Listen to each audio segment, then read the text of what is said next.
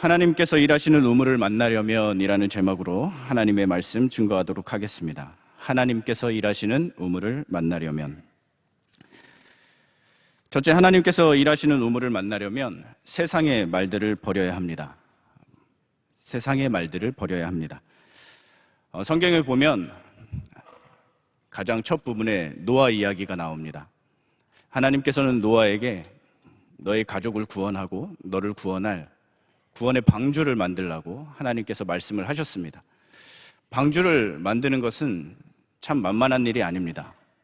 방주만 집중해서 만들어도 어려웠을 텐데 사람들이 수군수군거리고 비난하고 그 노아의 행위를 삿대질하고 굉장히 업신여기며 같이 평가한다면 그것만큼 힘든 일이 없을 것입니다. 우리가 무언가 의지를 가지고 이 세상을 살아가면서 삶을 살아갈 때 누군가 나를 격려해주고 독려해주며 나에게 박수를 쳐주면 참 그것만큼 고마운 일이 없듯이 내가 무언가를 한번 해보자고 하는데 의지를 가지고 새로운 일들을 시작했는데 그 일을 비아냥거리고 그 일이 의미 없다 말하고 그것은 어리석다 말하면 그것만큼 맥이 빠지고 힘든 일이 없을 것입니다. 노아의 삶 가운데 하나님의 음성을 듣고 확신 가운데 나아가지만 주변의 말들이 계속해서 들리고 그 일들로 인하여서 내 인생의 가치가 하락하고 내 행동의 가치가 하락한다면 그것은 정말로 하나님의 일들을 감당하고 사명을 감당하면서도 분명한 시험거리가 될 것입니다. 우리가 교회에서 여러 가지 일들을 감당하고 주의 사명들을 감당할 때 누군가가 내게 비판하고 나를 비아냥거리고 내가 하는 일들이 의미 없다고 말한다면, 그것은 하나님의 사명과 관계없다고 말한다면 우리는 아마 때로는 흔들리고 넘어지고 주저하게 될 것이고 그 속도가 현저하게 줄어들지도 모르겠습니다. 하지만 우리는 세상의 말들을 버려야 하고 우리의 귀가 세상의 창을 향한다 할지라도 다시 한번 돌이켜서 하나님께 기도하는 예배자가 되어야 할 줄로 믿습니다. 그럴 때 하나님께서 우리에게 힘 주시고 능력 주셔서 모든 사명들을 넉넉히 감당하게 하시는 것입니다. 노아는 하나님의 약속을 믿고 그 방주를 끝까지 완성하여서 온 식구들이 그 방주에서 하나님의 모든 심판 속에서도 그들의 삶을 이어 나갔던 것입니다. 사명을 감당하는 것은 만만치 않습니다. 주변의 모든 말들, 특별히 세상의 말들로부터 귀를 닫아야 합니다. 아담과 하와가 하나님이 만들어주신 그 아름다운 에덴 동산에서 살면서도 뱀과 사단과 끊임없이 협상하고 대화하고 타협함으로 말미암아서 그들은 결국 하나님의 약속을 저버리게 됐습니다.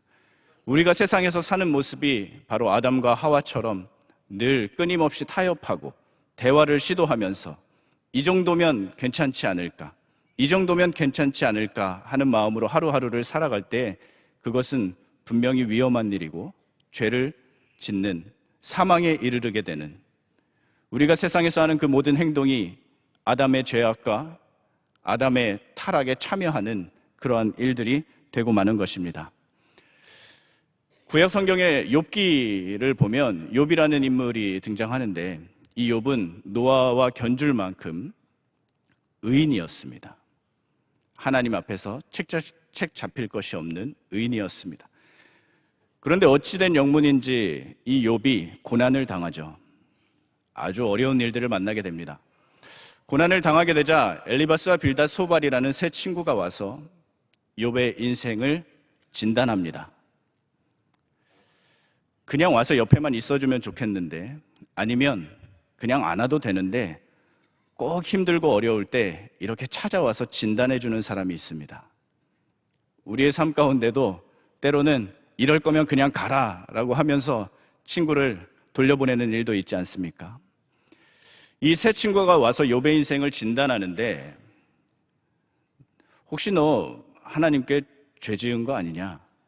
무언가 이런 고난의 결과가 있을 때는 원인이 있지 않겠느냐? 분명히 잘못한 게 있다. 다시 한번 돌이켜봐라 라고 하면서 이 욥의 인생을 계속해서 끊임없이 추궁하고 진단합니다. 나는 억울해 죽겠는데, 나도 하나님께 묻고 따지고 싶은데 누군가가 와서 자꾸 나한테 잘못했다고 하니까 이 욥의 입장도 참 만감이 교차했을 것입니다. 우리의 삶 가운데 나도 억울해 죽겠는데 누군가가 와서 잘못한 거 없는지 돌이켜보라고 하면 좋은 소리가 나가겠습니까?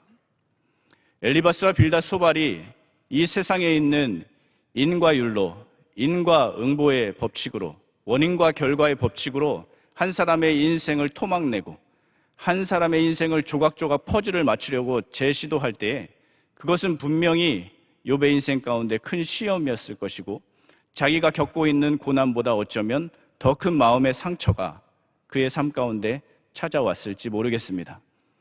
우리가 겪고 있는 손해나 우리가 세상에서 입은 상처보다 더 큰 것은 주변 사람들이 내 인생을 토막내고 내 인생을 평가할 때에 그것들로 인해서 우리가 더 큰 어려움을 겪게 되는 상황과 마찬가지입니다. 욥은 이때 세상으로부터의 귀를 닫습니다. 세상의 말들을 버리고 다시 하나님께 집중합니다. 제가 요즘에 세번역 성경을 혼자 묵상하면서 많이 읽는데 욥기 36장 20절, 24절에 세번역 성경으로 이렇게 말합니다. 새 친구와의 욥과의 대화가 끝나고 엘리후가 등장해서 36장에 이렇게 이야기합니다. 세번역 성경입니다. 한번 들어보십시오. 밤이 된다고 하여 이 형벌에서 벗어나는 것이 아니니 밤을 기다리지도 마십시오. 악한 마음을 품지 않도록 조심하십시오. 어른께서는 지금 고통을 겪고 계십니다마는 이 고통이 어른을 악한 길로 빠지지 않도록 지켜주실 것입니다. 하나님의 능력이 얼마나 큰지를 기억하십시오. 하나님은 우리 모두에게 위대한 스승이십니다. 하나님께 이래라 저래라 할 사람도 없고 주님께서 옳지 못한 일을 하셨습니다 하고 하나님을 꾸짖을 사람도 없습니다. 하나님의 업적은 늘 찬양받아 왔습니다. 욥 어른도 하나님이 하신 일을 찬양하셔야 합니다. 할렐루야. 우리는 세상에 끊임없이 나를 비판하고 저주하고 내 인생을 판단하는 그 모든 말들로부터, 또 하나님의 사명을 감당하는 데 방해하는 그 말들로부터 우리의 귀를 닫고 오직 하나님의 말씀과 하나님의 능력과 하나님의 일하심에 우리의 귀를 기울여야 할 줄로 믿습니다. 하나님께서 일하시는 우물을 만나는 두 번째 방법은 내 생각과 주장을 버려야 합니다. 내 생각과 주장을 버려야 합니다. 열왕기하 5장에 보면 나아만 장군이 나오는데 이 나아만 장군은 정말 당대의 실세 중에 실세고 남들과 비교했을 때는 아쉬운 점이 하나도 없는 사람이었습니다. 그러나 이 나아만에게는 나병이라는 자신만의 치부가 있었습니다. 밖에 나가서는 갑옷이 나를 가려주기 때문에 그 어디에서도 당당할 수 있고 내 실력과 능력이 출중하기 때문에 상대방을 만나면 단번에 제압할 수 있지만 모든 전투가 끝나고 집으로 돌아왔을 때 그 갑옷을 벗는 그 순간 가장 외로운 순간이요 가장 어려운 순간이며 그 마음속에 짊어지고 있었던, 또 마음속에 웅크리고 있었던, 남몰래 꽁꽁 숨기고 있었던 그 치부가 드러나면서 영원히 풀지 못하는 숙제로 인하여서 어려워하고 힘들어했던 그러한 인물입니다. 이러한 나아만에게 어린 여종 한 명이 찾아와서 이야기를 합니다. 나아만 장군님이 이스라엘에 가셔서 선지자를 만난다면 그 병으로부터 나으실 수 있을 텐데요 라고 이야기합니다. 참 당돌한 장면입니다. 어린 소녀가 감히 종이 주인에게 이렇게 하면 좋을 텐데요 라고 하면서 지혜를 논하다니요, 말을 걸다니요, 참 대단한 장면입니다. 그런데 나아만은 덕이 있는 사람인지 그 어린 소녀의 말을 듣습니다. 그리고 많은 재물을 준비하여서 이스라엘로 발걸음을 옮깁니다. 얼마나 기대가 컸겠습니까? 그가 준비한 재물들만 보아도 뒤에 싣고 가는 상자에 수레에 가득 실려있는 그 재물들만 보아도 이 사람이 얼마나 큰 기대를 가지고 또 얼마나 큰 사모함을 가지고 이스라엘로 향했는지 알 수 있습니다. 여러분도 고집이 있으십니까? 여러분도 나름의 생각들이 있으십니까? 인생을 살아가는 기준들이 있지 않습니까? 내가 이만큼 했으니 상대방도 이렇게 해야 하고, 내가 세상을 향하여 이만큼 땀 흘렸으니 이 정도의 결실이 있어야 한다. 이런 기준들과 생각들 다 가지고 있지 않으십니까? 저도 참 고집이 많아서 고등학교 때 이과와 문과를 고르는 시기가 있었습니다. 이제 고등학교 1학년에서 2학년 올라갈 때 문과와 이과를 고르는데, 부모님은 자꾸 이과를 가라는 겁니다. 이과를 가야 취직이 잘 된다고 이과를 가라는 겁니다. 부모님의 마음은 다 한결같지 않으시겠습니까? 다 자식 잘 되라고, 이과에 가야 폭이 넓다고. 근데 저는 이과가 너무 싫은 겁니다. 저는 문과가 가고 싶어서, 제가 진학하고 싶어하는 과가 문과에 있었기 때문에 저는 문과를 가고 싶었던 겁니다. 그런데 부모님이 양보를 안 해주시는 거예요. 그때부터 제가 밥을 안 먹고 학교를 갔습니다. 제 별명이 삼식인데요. 삼시세끼를 다 먹어야 하루를 살 수 있는데, 정말 큰 결단을 하고 내가 엄마가 차려주는 밥 안 먹는다 하고 아침을 안 먹고 학교를 갔습니다. 어느 정도 시간이 지나서 부모님이 저 주셨습니다. 그래, 너가 하고 싶은 게 그렇게 확실하다면, 확고하다면 문과 가라. 그래서 제가 결국은 이겼습니다. 그리고 나서 나중에 되돌아서 생각해 보니까, 부모님의 그 마음을 한번 헤아려 봤다면 내가 그렇게 완강하게 행동하진 않았을 텐데, 그렇게 대화를 닫아놓고 아침도 안 먹고 새벽부터 일어나서 밥 차려주신 엄마를 뒤로하고 그렇게 가진 않았을 텐데 라는 생각을 커서 해보게 됩니다. 우리는 한 가지 생각에 필이 꽂히면 두 번 다시 뒤는 돌아보지 않는 성향들이 모두에게 있습니다. 이 나아만도 자신의 생각을 가지고 이스라엘에 가면 이스라엘의 선지자가 이런 예배를 드리지 않겠느냐, 나를 위하여 이만큼의 성대한 잔치를 벌이지 않겠느냐, 나를 위하여 이런 행위를 하지 않겠느냐, 자신의 생각이 있었습니다. 그런데 웬일인지 선지자는 나와보지도 않고 자신의 기대와 자신의 생각과 너무도 다르게 요단강에 가서 몸을 7번 씻으라 하고 그를 문전박대합니다. 우리는 이때에 멘붕이 오죠. 기분이 굉장히 나쁩니다. 모든 것을 다 그만두고 싶습니다. 다시는 이스라엘을 돌아보고 싶지도 않았을 것입니다. 아니, 힘을 가진 사람이라면 이스라엘을 가만두지 않으려고 했을 것입니다. 그런데 또 재미있는 장면이, 이 나아만과 함께 동행했던 나아만의 종들이 나아만에게 이야기합니다. 나아만은 종들과 참 서슴없이 이야기하는 장면들이 나옵니다. 나아만의 종들이 나아만에게 이야기합니다. 아버지요, 이보다 더 큰 일을 시키셨어도 하시지 않았겠습니까? 그런데 기껏 몸을 씻는 일인데 그것이 뭐 어렵습니까? 라고 나아만을 독려합니다. 그러자 나아만이 또 그 말을 새겨듣고 다시 요단강에 몸을 담그고 결국은 자신의 수치와 치부와 자신의 영원히 풀리지 않았을 것 같은 그 문제들을 해결합니다. 우리는 내 생각과 주장에 갇혀 있으면 하나님을 만날 수 없고, 편협한 시선으로 또 편협한 시야로 우리의 삶을 그르치게 되는 경우가 있습니다. 요한복음 9장을 보시면, 요한복음 9장을 한번 잠깐 함께 보기 원합니다. 신약 성경 160면에 있는 요한복음 9장입니다.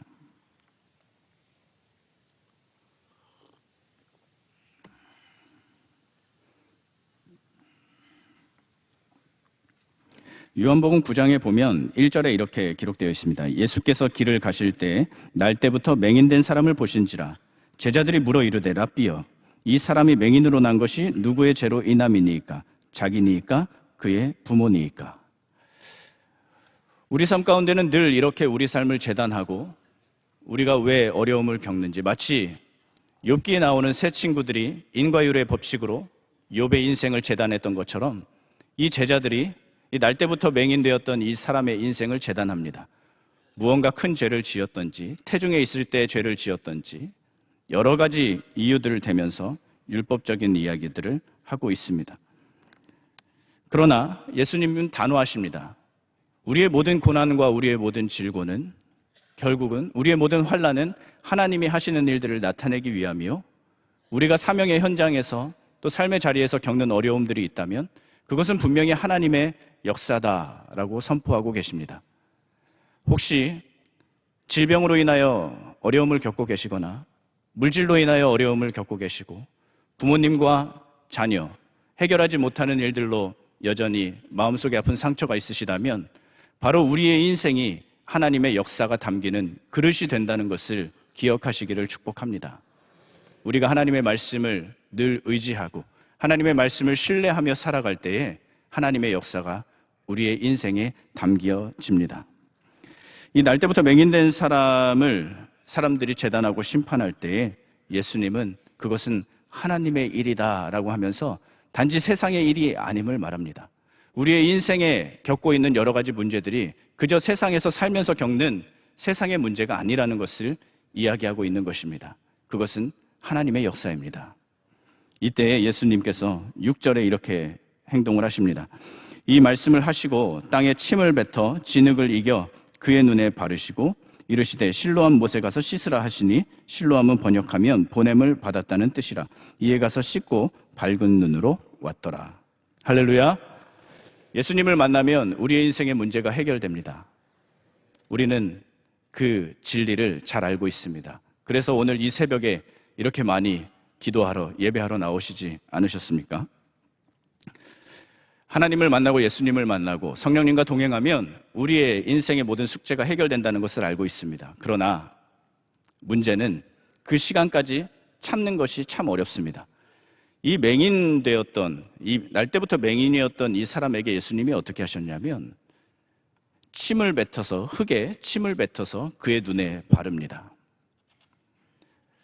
잘 생각해 보면 참 내 생각과 내 주장과는 반대되는 일입니다.